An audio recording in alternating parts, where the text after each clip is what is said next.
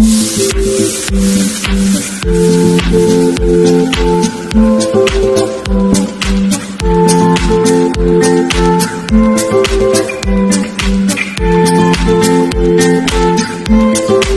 student, welcome you all in my class. Today we will discuss about virus.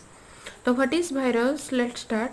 According to W.M. Stanley, तो ये जो scientist थे accordingly actually virus माने कौन ना made up of nucleo protein ताने virus गुड़िक body रे कहा को बियर करता ना न्यूक्लियस आउ प्रोटीन को बियर करता the physical structure of a virus can be studied only with electron microscope actually आम भाइरस गुड़ाक एत छोट होता जे से खाली आखि को देखा जाती इलेक्ट्रॉन माइक्रोस्कोप तले ही देखिले जना पड़े then देखिए virus are actually composed of many individual complex unit named as viron actually virus टा कोथरे तार यूनिट कौन भाइरन बोली कहगला तो इंडिविजुअल कॉम्प्लेक्स यूनिट मीन्स आमर जमी कहुई लाइफ रो यूनिट बोली क्या कह जाए ना सेल को कह जाए सेमती भाइरस रो एक्चुअली कहवाक गले तार बॉडी जो थे कंपोज होता है तार इंडिविजुअल यूनिट को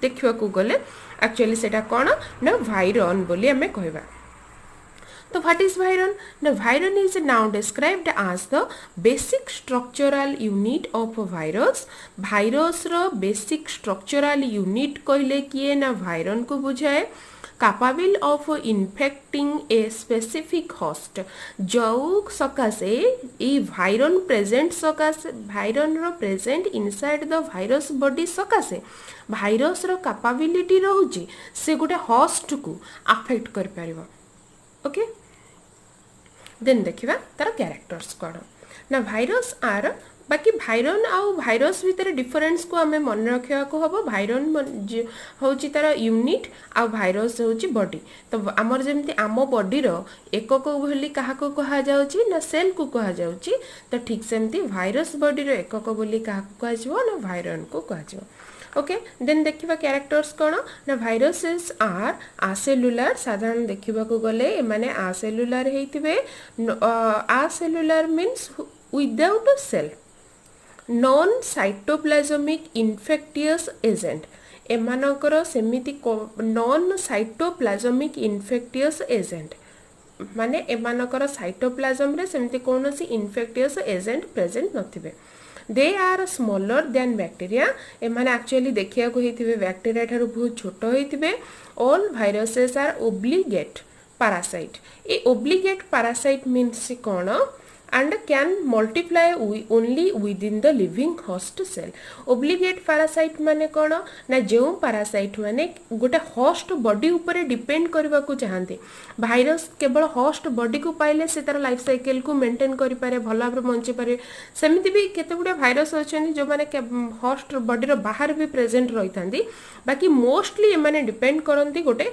host body को तण जेहेतु से माने host body भितरे गोटे एंट्री करी गला पर तांकर लाइफ को माने डिवीजन करेबा बॉडी रो डिवीजन करेबा नुआ नुआ सेल को प्रोड्यूस करिबा तो होस्ट बॉडी को कैप्चर करिबा तो एटा केवल हेई पारे कोठी ना तार जदी गोटा होस्ट बॉडी ताकू मिलि जिवो सेति पय आमे ताकू कहबा ओब्लिगेट पैरासाइट बोली कहबा देन देखिबा viruses contain only a single type of a nucleic acid either DNA or RNA तामाने आउ कोन कहला ना भाइरस बॉडी भितरे कोन थाए ना न्यूक्लिक एसिड प्रेजेंट रही थाए मु फास्ट कहितली एटा कोन हेतिबो ना न्यूक्लियो प्रोटीन न्यूक्लिक एसिड आ प्रोटीन को बियर करथिबो तो आ बॉडी भितर जोडू जे कोनोसी गोटे न्यूक्लिक एसिड प्रेजेंट रहबा कथा मोस्ट भी प्रेजेंट रहितबो से आइदर डीएनए हेतौ बा आरएनए भी हेतौ viruses are effective in very small dose खूब कम परिमाण माने जेमति कि एबे चली हमर कोरोना टाइम तो समस्त भाइरस ऊपर कि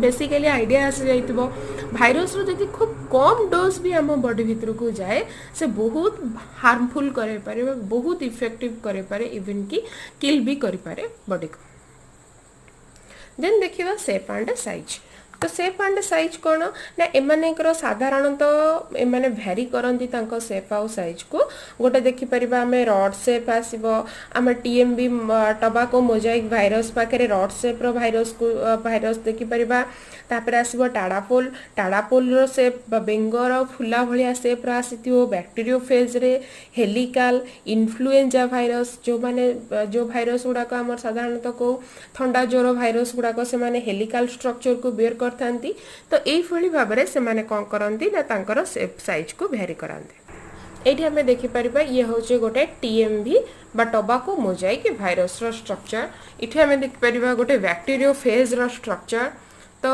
भाइरस माने एई भाव में शेप आउ साइज को बेयर करथांती।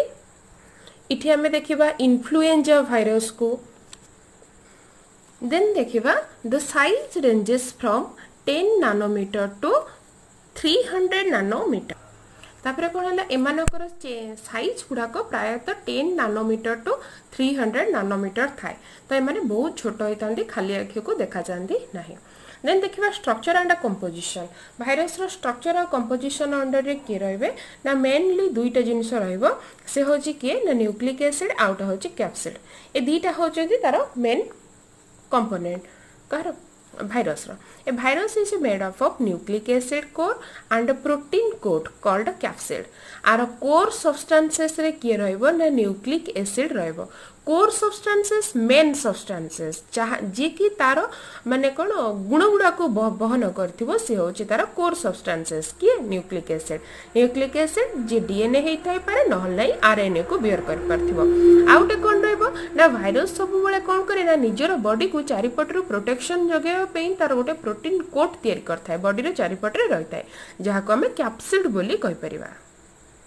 ये गोटे स्ट्रक्चर रहा कहार ना बैक्टेरियोफेज गोटे स्ट्रक्चर यहाँ गोटे भाइरस तो देख ये भाव में गोटे भाइरस देखा जाउथिबो तार एटा रहिला तार गोटे हेड रिजन तो एटा को आमे तार कोलार रिजन बोली कहबा तो एगुडा को तार टेल रिजन बोली कहबा ये टेल रो पिन सब अराइज करथिबो एठी देखिबा तार हेड एंड रे कोन रहिथिबो ना से सेठी बियर करथिबो न्यूक्लिक एसिड को आ कोन थिला DNA coated with protein coat एठी गोटे प्रोटीन रो कोट ता बॉडी चारिपटरे से घोरेकरी रखि थाए।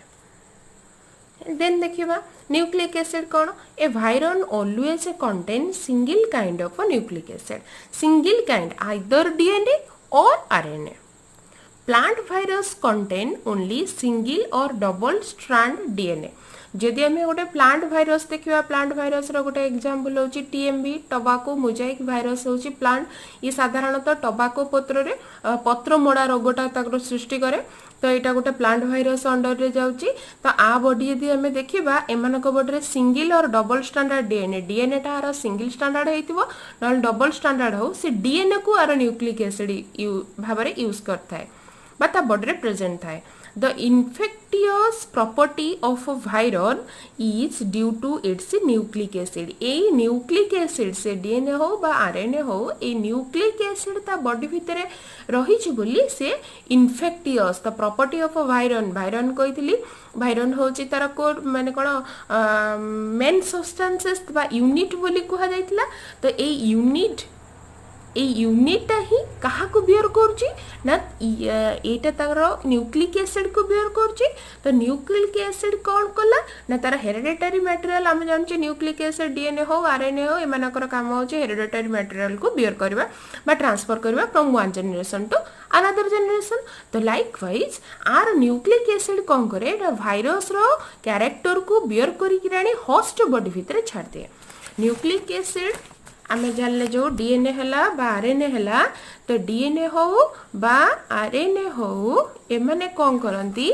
ना भाइरस बॉडी रो कैरेक्टर टाको ट्रांसमिट करिक आनिकरी गोटे होस्ट बॉडी भितर छाड़ दियंती तो जते बळे एमानकर डीएनए आसी गोटे होस्ट बॉडी भितर एंट्री कर जाए ये आगो कौन करे ना होस्ट बॉडी रो डीएनए को बा आरएनए को कौन करे ना कैप्चर को नहीं आसे किए ना भाइरस रो डीएनए टा आंको कैप्चर को नहीं आसे एबे भाइरस रो डीएनए अकॉर्डिंगली होस्ट रो डीएनए हो बा आरएनए हो एक्ट करे तो एई भली भाव रे भाइरस माने कौन करंती ना गोटे होस्ट बॉडी ऊपर एक्ट करथांती।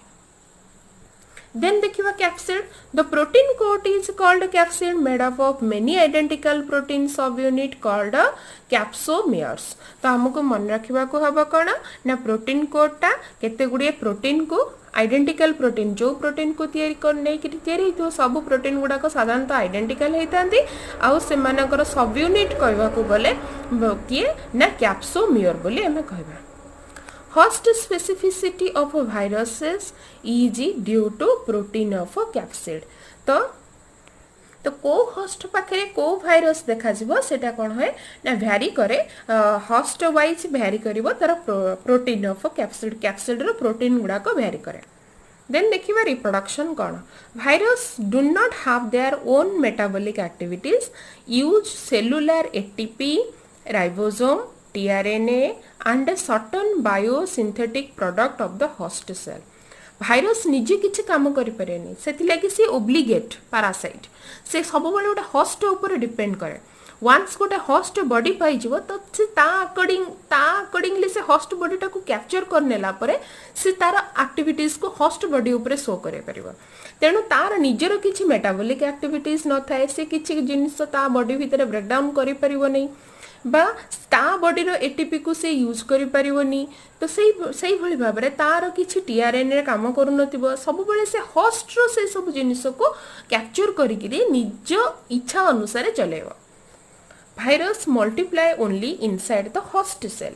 गोटे लिविंग होस्ट बॉडी पाई जो माने से ता बॉडी को एंट्री करि गला परे तो रिप्रोडक्शन करिवार काम आरंभ करिवो. रिप्रोडक्शन मल्टीप्लाई करिवो निज को भिन्न भिन्न खंड रे विभक्त करि परिवो. Can understood in the life cycle of bacteriophage. आमे भी गोटे बैक्टीरियोफेज रो लाइफ साइकिल को अंडरस्टूड करिबा देखिबा तो जना पड़िबो ए माने को भली भाबरे बॉडी भीतर को एंट्री करंती. तो एमे गोटे फिगर द्वारा बुझीबा को चेष्टा करबा को भली भाबने से माने हमर मल्टीप्लिकेशन करंती गोटे होस्ट बॉडी भितरे. ये गोटे भाइरस रो कोर सब्सटेंसेस से वायरन को बियर करची जहा भितरे हमर कोन रहउची ना न्यूक्लिक एसिड गुडा को प्रेजेंट रहउची. जेतबेले गोटे भाइरस गोटे होस्ट बॉडी भितर को एंट्री कर जाए तो होस्ट रो आगुरु निजर गोटे न्यूक्लिक एसिड प्रेजेंट रहिथिबो. जेतबेले भाइरस एंट्री कला तो भाइरस रो ई न्यूक्लिक एसिड ये कोन करबो ना निजर होस्ट रो न्यूक्लिक एसिड को कैप्चर करबा को चेष्टा करबो. वंस सेतले अकॉर्डिंगली होस्ट रो न्यूक्लिक बॉडी चले तो सेतबेले से कोन करे ना नेक्स्ट जेतले सेल डिवीजन हुए ई सब आसी जिवे किए से ना वायरल बा भाइरस रो न्यूक्लिक एसिड प्रेजेंट रहिजो. ई भाइरस रो न्यूक्लिक एसिड को बियर करिकरी तारी अकॉर्डिंगली ए माने सेल डिवीजन कर करके चले. नेक्स्ट तो ये सेल डिवीजन करबो ये कहार ए सेल बॉडी भीतर कहार न्यूक्लिक एसिड प्रेजेंट अछि भाइरस रो. तो ए माने सब भाइरस रो न्यूक्लिक एसिड को बियर करके चलितबे. तो ये हे गला भाइरस रो गोटे रिप्रोडक्टिव एक्टिविटीज. तो ताको टिके बुझीबा को गले आमे भाइरस रो इन्फेक्शन को देखिबा. तो भाइरस दुई प्रकार रे बॉडी को इन्फेक्शन करि पारे. गोटा होची लैक्टिक इन्फेक्शन आउटा होची लाइसोजेनिक इन्फेक्शन. तो लैक्टिक और लाइसोजेनिक इन्फेक्शन कोन बुझिया को चेष्टा करिबा ना virus enter the cell make the copy of itself and cause the cell to burst to release more viruses. तो एटा को कहा गला लैक्टिक इन्फेक्शन. मने करो एटा गोटे भाइरस ये कौन करिवो ना गोटे होस्ट बॉडी भीतर को एंट्री करि जिवो. ए भाइरस सेतले गोटे होस्ट बॉडी भीतर को एंट्री करि गला ये कौन करिवो ना होस्ट रो सेल को ब्रस्ट करे दबो. एबे एटा ब्रस्ट कर जिवो फाटी जिवो. तो ए सेल फाटी गला परे ये होस्ट सेल गुडा को फाटी गला परे तो भाइरस रही ये भी कहा बॉडी एटा ए भाइरस टा भी कहा भीतर अछि होस्ट बॉडी भीतर. तो होस्ट रो सेल को ब्रस्ट करेला परे ये कोन करिवो ना होस्ट रो बॉडी सारा खेले जिवो भाइरस टा. तो ए जो प्रोसेस को तो एटी प्रोसेस को हमें लैक्टिक इन्फेक्शन कहले. कॉपी ऑफ इटसेल्फ खेले ही जो माने को निजर मल्टीपल कॉपी जेंति मु एटी बुझीतिली मल्टीपल कॉपी सब जाक तयारी कर दबो आउ ता अकॉर्डिंगली बॉडी को चलेबा को लागेबो. जदि हमें देखिबा lysogenic infection virus integrate DNA into DNA of a host cell and the viral genetic information replicate along with the host DNA. तो आ माने कोन होला जहाडा मु फास्ट रु बुझीतिली जो कथाटा जदि एटा गोटे बॉडी भाइरस हेतिबो से कोन करिवो ना होस्ट रो बॉडी भीतर को एंट्री कर जिवो.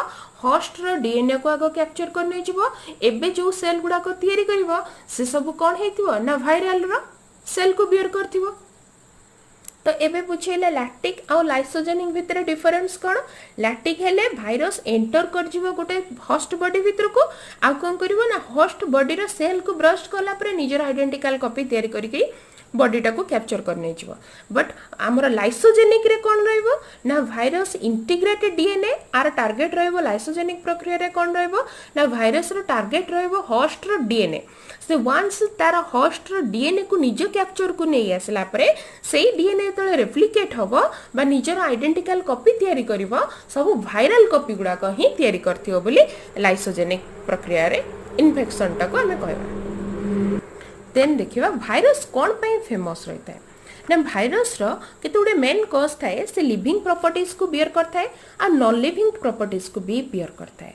फर्स्ट देखिबा हम तार लिविंग कैरेक्टर्स कोन ना they possess DNA or RNA. ए माने डीएनए को बियर करथांती बा आरएनए को बियर करथांती कारण नॉन लिविंग थिंग्स माने केबे डीएनए बा आरएनए बा न्यूक्लिक एसिड को ए माने केबे बियर करि न थांती बट भाइरस न्यूक्लिक एसिड को बियर करथा है। तेणु हमें ताको लिविंग बोली कहि परिबा। They have ability of reproduction capacity को मान कर थाए ना दोज आर लिविंग। तो जो माने लिविंग से मानकर रिप्रोडक्शन कैपेसिटी रही थाए। तो भाइरस रो रिप्रोडक्शन कैपेसिटी अछि तेणु हमें ताको लिविंग अंडर रे रखि परिबा। They can cause infection cause रो कैपेसिटी केवल एनिमल्स मानक पाखरे रहि परिबो बा लिविंग बीइंग्स पाखरे रहि परिबो तेणु हमें भाइरस को लिविंग बोली काउंट कर परिबा। They can undergo multiplication mutation and genetic recombination. Mutation कोन म्यूटेशन कहले कोन ना कोनोसी गोटे सेल को कैप्चर करिकरी निज कंट्रोल को नहीं आसी परिबो हेटा को हमें कोन कहबा ना म्यूटेशन बोली कहले। जेनेटिक रिकॉम्बिनेशन निज अकॉर्डिंगली डीएनए टा को कन्वर्ट करि पारुची। गोटे होस्ट रो डीएनए को कैप्चर कला परे निज अकॉर्डिंगली चलै पारुची। तो जेनेटिक रिकॉम्बिनेशन ए सब कहार कैरेक्टर ना गोटे लिविंग बीइंग्स रो कैरेक्टर तेणु हमें भाइरस को लिविंग अंडर रे रख परिबा। बट ताकू मते नॉन लिविंग बोली कहि परिबा। दे आर सब सेलुलर बा नॉन सेलुलर सेल बियर करि नथिबो तेणु एटा नॉन लिविंग थिंग्स कारण नॉन लिविंग थिंग्स मानकर सेल न थाए तेणु हमें ताकू नॉन लिविंग अंडर रे बी रखि परिबा जुक्ति करा जाई परिबो। They do not respire and excrete बा एक्सक्रीशन से माने केबे करंतिनी निज बॉडी रो वर्ज्य वस्तु को केबे निष्कासन करंतिनी बा कोनोसी माइटोकॉन्ड्रिया द्वारा जेमति हमर रेस्पिरेशन होची सेलुलर टाइप ऑफ रेस्पिरेशन बा गोटे हायर एनिमल्स रो जेमति रेस्पिरेटरी माने ट्रैक सब सिस्टम प्रेजेंट रहउची सेमति कोनोसी भी रेस्पिरेटरी सिस्टम हो बा एक्सक्रीटरी सिस्टम हो ता बॉडी भितरे न थाए तेणु आमे ताको गोटे नॉन लिविंग बिरी काउंट कर परिबा। दे कैन बी क्रिस्टलाइज्ड आमे सॉल्ट देखिचे सुगर देखि परिबा तो एमान होछन क्रिस्टलाइज फॉर्मड। तो ये कोन करे ना निज बॉडी टा को क्रिस्टलाइज्ड फॉर्म रे भी डिवीजन करि पारे बा ताको हमें क्रिस्टलाइज फॉर्म रे भी डिवीजन कर परिबा। तो भाइरस रो ए दिटा होची गोटे मोस्ट इंपोर्टेंट कैरेक्टर जैसे लिविंग अंडर रे जाय परिबो आ नॉन लिविंग अंडर रे भी जाय परिबो। Okay it's all about our virus.